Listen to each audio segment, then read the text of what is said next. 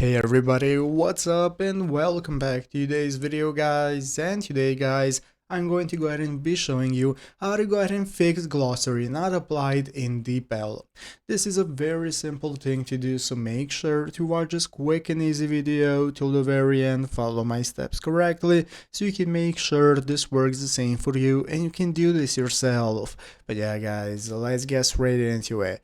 So the first thing we want to do is to go ahead and open up the official DeepL application if you have not already. So if you do not already have it downloaded, what you want to do is go ahead and open up the official DeepL application by downloading it from the App Store. So open up your App Store, download the application after finding it, and open it up. So once you've done so, this is going to be the main page you're greeted by. From here, we can get started with the translations. We can go ahead and access our app settings to go ahead and set up how the application works and so on. So let's go and take a look at how to fix if the glossary is not applying. So basically guys, first thing you want to do is ensure you're logged into your pro account, because the glossary to be toggled on needs to be on a pro account. So basically guys, you're going to go and be able to toggle it on right here from your settings in the upper left corner. That's going to enable you to use your glossary, but you need a pro account for it. What you can also do is verify language pair. So the language pair of your text must exactly match the language pair of your glossary. So for it to be able to work, you have to set it up right here. As you can see at the bottom of the screen, you have the languages you're translating, so make sure they